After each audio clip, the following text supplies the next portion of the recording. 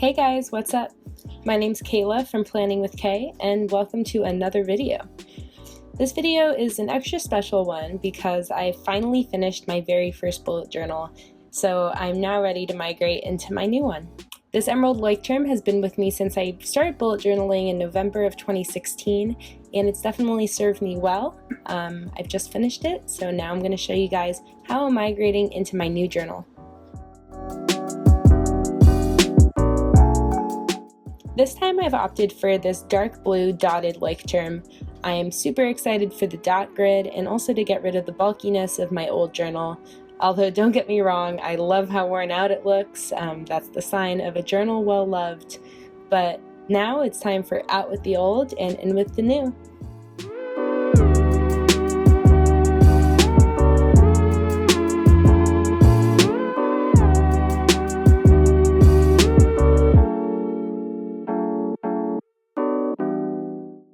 Like I said, this is a dotted Leuchtturm 1917.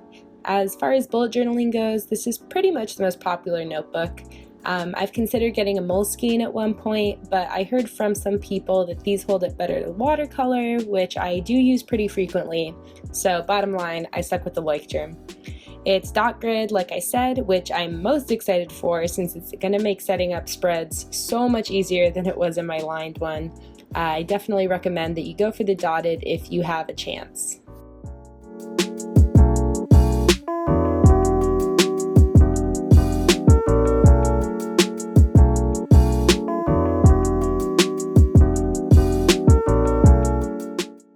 So the first thing that I did to prepare for this migration was just a quick brainstorm on what I needed in my new journal, as well as a reflection on my previous one. So the first thing that I had to do was go through my entire journal and decide what to transfer. I wrote all those spreads down right here so that when I was setting up, I could really easily check off the spreads that I've completed and make sure that I don't miss anything.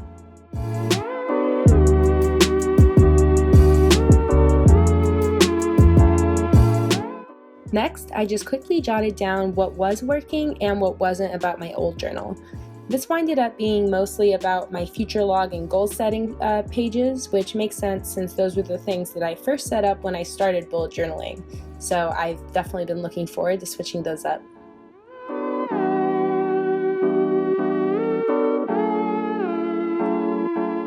So with that, the only thing left to do is start setting up. The first thing that I did was this little decoration page and my year at a glance, which I didn't have in my old journal, but I knew that I wanted it in this one. It's just a simple 12-month look so that I can easily match a date to a day of the week.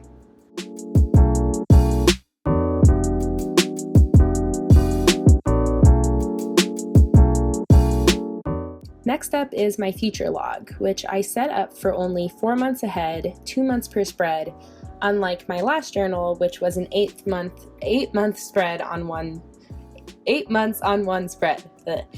I wanted this journal to really focus on my goals for the next 4 months, and I want it to be centered on regular monthly check-ins, so I integrated my goals right into my future log to make sure that I'd be seeing them regularly and not forgetting about them.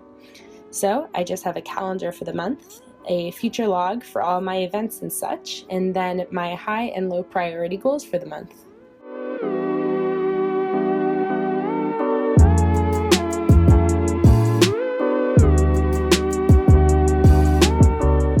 So now that my future log is set up, the only thing that I have left to do is transfer all of the spreads from my old journal that I wrote down earlier. These include things like my Instagram follower tracker, some idea collection pages, and so forth.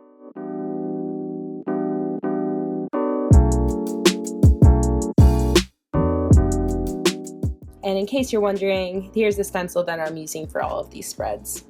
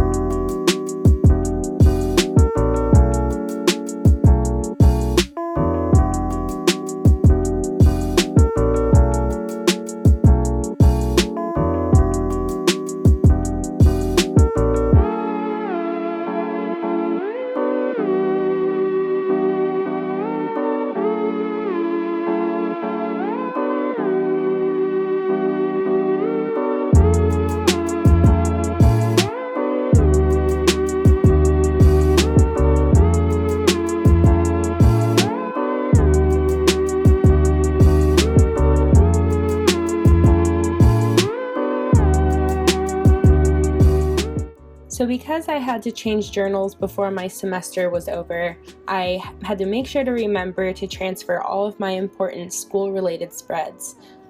Like here, you can see I'm transferring my schedule and the rest of my semester at a glance.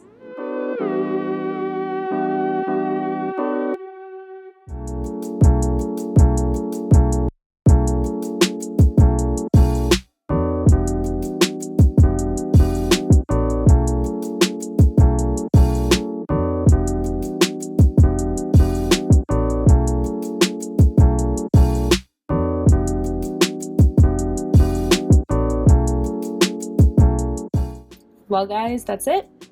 Here are all of the finished spreads in my new journal.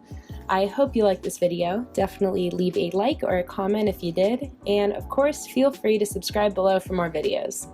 Go check out my Instagram @planningwithk, and I'll see you in my next video. Bye!